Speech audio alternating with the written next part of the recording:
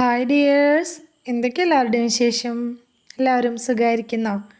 ഇന്നൊരു അടിപൊളി കിഡിലൻ ടേസ്റ്റിലുള്ള ബീഫ് പോളൻ്റെ റെസിപ്പിയും കൊണ്ടാണ് കേട്ടോ വന്നിട്ടുള്ളത്. ഒരു രക്ഷയില്ലാത്ത ടേസ്റ്റാണ്. അപ്പോൾ വീഡിയോയിലേക്ക് പോകുന്നതിന് മുമ്പ് വീഡിയോ എല്ലാവരും ഒന്ന് സ്കിപ്പ് ചെയ്യാതെ മുഴുവനായിട്ട് കാണാൻ ശ്രമിക്കണേ. അപ്പോൾ നമുക്കിത് എങ്ങനെ ഉണ്ടാക്കുന്നത് നോക്കിയാലോ. അതിനായിട്ട് ഞാനിത് അവിടെ കുറച്ച് ബ്രെഡ് സ്ലൈസസ് എടുത്ത് വെച്ചിട്ടുണ്ട്. ഒരു 8-9 ബ്രെഡോളം എടുത്ത് വെച്ചിട്ടുണ്ട് കേട്ടോ. അപ്പോൾ നിങ്ങളെടുക്കുന്ന ബ്രെഡിൻ്റെ വലിപ്പത്തിനൊക്കെ അനുസരിച്ച് ബ്രെഡിൻ്റെ അളവിൽ ചെറിയ വ്യത്യാസങ്ങളൊക്കെ ഉണ്ടാവും. 1-2 അളവിൽ വ്യത്യാസം ഉണ്ടാവും കേട്ടോ. അപ്പോൾ ഞാനൊരു ബൗൾ എടുത്ത് വെച്ചിട്ട് അതിലേക്ക് 3 മുട്ട പൊട്ടിച്ചൊഴിച്ചിട്ടുണ്ട്.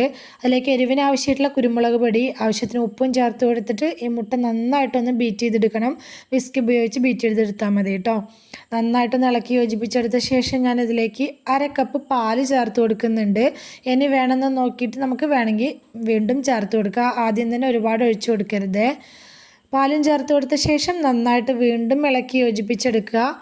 ഇനി നമുക്കിതിലേക്ക് നമ്മൾ എടുത്തു വെച്ചിട്ടുള്ള ബ്രെഡ് സ്ലൈസസ് ഓരോന്നും ഇതുപോലെ പിച്ചിട്ട് കൊടുക്കുക. മിക്സിയിലിട്ട് അടിച്ചെടുക്കേണ്ട ആവശ്യമൊന്നുമില്ല കേട്ടോ. ഇതുപോലെ പിച്ചിട്ട് കൊടുത്താൽ മാത്രം മതി. ഞാനിപ്പോൾ ഒരു 8-9 ബ്രെഡോളം ഞാൻ ഇതിനായിട്ട് എടുത്തിട്ടുണ്ട് കേട്ടോ. 8-9 ബ്രെഡും ഇതുപോലെ പിച്ചിട്ട് കൊടുത്ത ശേഷം നമുക്ക് വിസ്ക് വെച്ച് തന്നെ അല്ലെങ്കിൽ സ്പൂണോ എന്തെങ്കിലും വെച്ച് ഇതുപോലെ ഒന്ന് മിക്സ് ചെയ്ത് കൊടുക്കുക. ആ മുട്ടയുടെയും പാലിൻ്റെയൊക്കെ ബാറ്ററിൽ ഇത് നന്നായിട്ടൊന്ന് കുതിർന്ന് കിട്ടണം. ഒരുപാട് ലൂസായി പോവുകയും ചെയ്യരുത്. അപ്പോൾ ഇത് കുതിർന്ന് കിട്ടാനായിട്ട് ഇതിൽ പാലും മുട്ടയുടെ പോരാന്ന് തോന്നുകയാണെങ്കിൽ നമുക്ക് വീണ്ടും പാൽ ഒഴിച്ച് കൊടുത്തിട്ട് ഒന്ന് ഇളക്കിയെടുക്കുക. അപ്പോൾ ഞാനിത് ഇളക്കിയെടുക്കുന്ന സമയത്ത് ഇതിൽ പോരാന്ന് തോന്നിയതുകൊണ്ട് ഞാൻ വീണ്ടും കുറച്ച് പാൽ ഒഴിച്ച് കൊടുക്കുന്നുണ്ട്. അപ്പോൾ വീണ്ടും ഞാൻ ഒരു 1/4 കപ്പോളം പാൽ ഇതിലേക്ക് ഒഴിച്ച് കൊടുത്തിട്ടുണ്ട്. അപ്പോൾ നോക്കിയിട്ട് മാത്രം ഒഴിച്ച് കൊടുക്കാവൂ കേട്ടോ. കുറേശ്ശെ ഇതുപോലെ നോക്കിയിട്ട് മാത്രം ഒഴിച്ചു കൊടുക്കുക. എല്ലാം കൂടെ ഞാനിപ്പോൾ ആദ്യം ഒരു 1/2 കപ്പ് ഒഴിച്ചു കൊടുത്തിട്ടുണ്ട്. പിന്നീട് ഞാൻ ഒരു 1/4 കപ്പും കൂടി ഒഴിച്ചു കൊടുത്തിട്ടുണ്ട്. അങ്ങനെ 3/4 കപ്പ് പാലും 3 മുട്ടയാണ് ഞാൻ ഇതിലേക്ക് എടുത്തിട്ടുള്ളത്.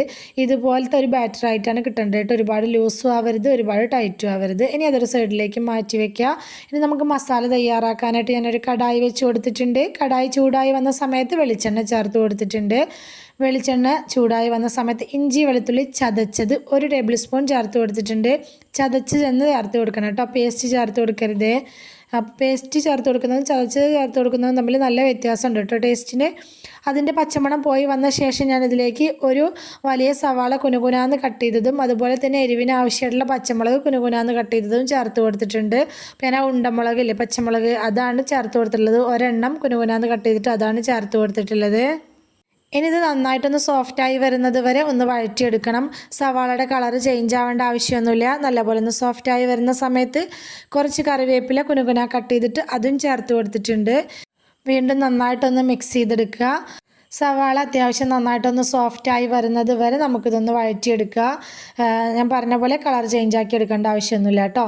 ഇതപ്പോൾ നമ്മുടെ സവാളയൊക്കെ അത്യാവശ്യം തന്നെ നല്ല രീതിയിലൊന്ന് വഴറ്റിയെടുത്തിട്ടുണ്ട്. ഇനി നമുക്കിതിലേക്ക് ആവശ്യമായിട്ടുള്ള പൊടികൾ ചേർത്ത് കൊടുക്കാം.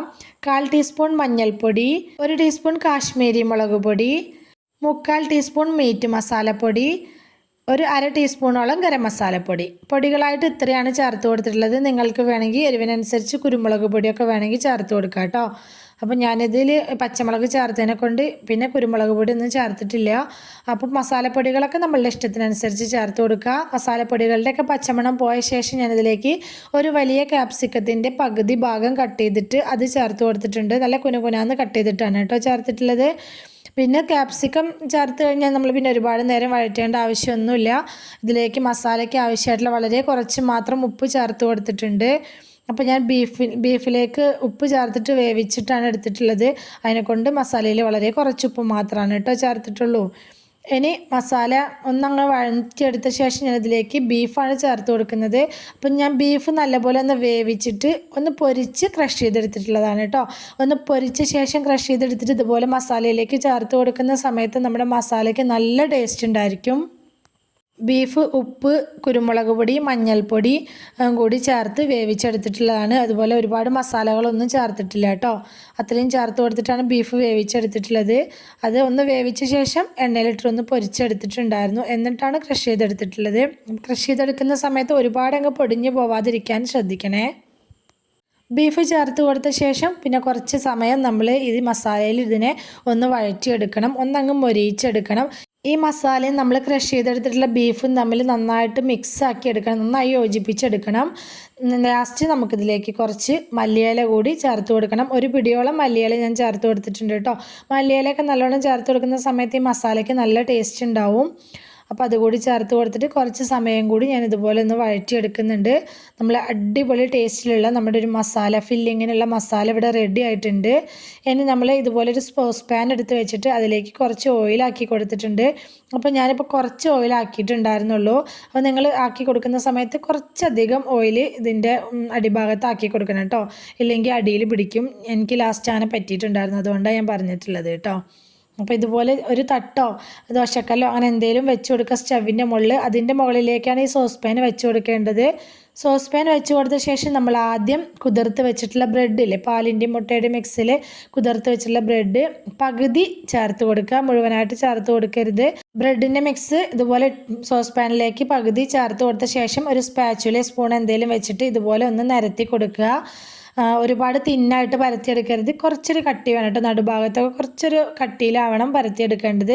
പരത്തിയെടുത്ത ശേഷം നമ്മൾ ഉണ്ടാക്കി വെച്ചിട്ടുള്ള ഫില്ലിങ് ഇതിലേക്ക് വെച്ച് കൊടുക്കുക. അപ്പം നല്ലോണം ആ അരികുവശങ്ങളിലേക്ക് ആവാതിരിക്കാൻ വേണ്ടി ശ്രദ്ധിക്കണം കേട്ടോ. ഇപ്പോൾ പുറത്തേക്ക് ഫില്ലിങ് വരാതിരിക്കാനും വേണ്ടിയിട്ട് നല്ലപോലെ അരികുവശത്ത് എത്താതിരിക്കാൻ ശ്രദ്ധിക്കണം. നമുക്ക് എത്രത്തോളം ഫില്ലിങ് അതിലേക്ക് ആവശ്യമായിട്ട് വേണോ അത്രയും ഫില്ലിങ് നമ്മൾ വെച്ച് കൊടുക്കുക. ഞാനിപ്പോൾ അത്യാവശ്യം നല്ല രീതിക്ക് തന്നെ ഫില്ലിങ് വെച്ച് കൊടുത്തിട്ടുണ്ട്. ഫില്ലിങ് അത്യാവശ്യം ഉണ്ടാവുമ്പോഴാണ് നമ്മുടെ സ്നാക്ക് നല്ല ടേസ്റ്റ് ഉണ്ടാവുക കേട്ടോ. അപ്പോൾ ഞാൻ ഉണ്ടാക്കിയതെന്ന് 3/4 ഭാഗത്തിലധികം ഫില്ലിങ് അതിലേക്ക് വെച്ച് കൊടുത്തിട്ടുണ്ട്. ഫില്ലിങ്ങായിട്ട് മസാല വെച്ച് കൊടുക്കൽ കഴിഞ്ഞ ശേഷം ബാക്കി ഉണ്ടായിരുന്ന ബ്രെഡ് കുതിർത്ത് വെച്ചത് ഇതിൻ്റെ മുകളിലേക്ക് വെച്ച് കൊടുത്തിട്ട് ഇതുപോലെ സ്പൂണോ സ്പാച്ചിലോ എന്തെങ്കിലുമൊക്കെ ഉപയോഗിച്ചിട്ട് വീണ്ടും നന്നായിട്ട് ഒന്ന് ലെവൽ ചെയ്തെടുക്കുക. അത് ബ്രെഡിൻ്റെ ആ മിക്സ് എല്ലാ ഭാഗത്തേക്കും എത്തുന്ന വിധത്തിൽ നന്നായിട്ടൊന്ന് ലെവൽ ചെയ്തെടുക്കുക കേട്ടോ. നല്ല വൃത്തിക്കൊന്ന് ലെവൽ ചെയ്തെടുത്തിട്ടുണ്ട് ഞാനിതപ്പോൾ. എന്നിട്ട് അതിൻ്റെ മുകളിലേക്ക് ബീഫ് വേവിച്ച് പൊരിച്ചെടുത്തിട്ടുണ്ടായിരുന്നു, അതിന് കുറച്ച് പീസ് ഞാൻ മാറ്റി വെച്ചിട്ടുണ്ടായിരുന്നു, അത് ഇതിൻ്റെ മുകളിലേക്ക് വെച്ച് കൊടുത്തിട്ടുണ്ട്. അതുപോലെ തന്നെ കുറച്ച് ക്യാപ്സിക്കും തക്കാളിയൊക്കെ വെച്ച് കൊടുത്തിട്ടുണ്ട്. മല്ലിയിലോ അങ്ങനെ എന്താണോ വെച്ച് കൊടുക്കാനുള്ളത് അങ്ങനെ എന്തെങ്കിലുമൊക്കെ വെച്ച് കൊടുത്തിട്ട് ഇതൊന്ന് ഡെക്കറേറ്റ് ചെയ്തെടുക്കുക. ഇത് ഈ ഒരു ഭാഗം നിർബന്ധമൊന്നുമില്ല കേട്ടോ, വേണമെങ്കിൽ ചെയ്യുക.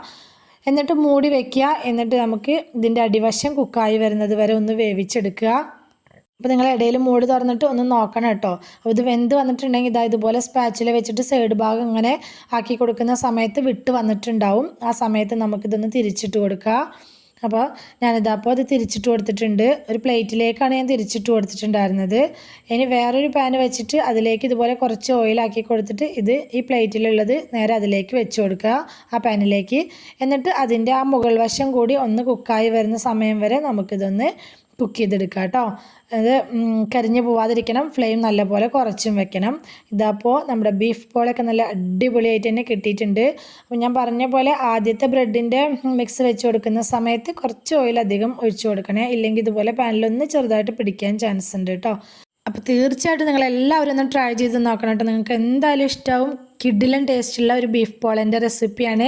ഇതിൽ ബീഫിന് പകരം ചിക്കൻ വെച്ചിട്ട് നിങ്ങൾക്ക് ഇതുപോലെ ഫില്ലിങ് തയ്യാറാക്കി എടുക്കാം കേട്ടോ. ഇതിൻ്റെ ഒരു പീസ് കഴിച്ചാൽ മതി കേട്ടോ വയറ് നിറയാനായിട്ട്. നമ്മൾ ഫില്ലിങ്ങൊക്കെ അത്യാവശ്യം വെച്ച് കൊടുത്തതിനെ കൊണ്ട് തന്നെ ഒരു പീസ് മതി കഴിച്ചാൽ വയറ് നിറയാനായിട്ട്. അടിപൊളി ടേസ്റ്റാണ്. അപ്പോൾ എല്ലാവരും ഒന്ന് ട്രൈ ചെയ്ത് നോക്കണേ. അപ്പോൾ സബ്സ്ക്രൈബ് ചെയ്യാതെ കാണുന്ന നമ്മുടെ പുതിയ കൂട്ടുകാർ ആരെങ്കിലും വീഡിയോ കാണുന്നുണ്ടെങ്കിൽ പ്ലീസ് ഒന്ന് സബ്സ്ക്രൈബ് ചെയ്ത് സപ്പോർട്ട് ചെയ്യണേ.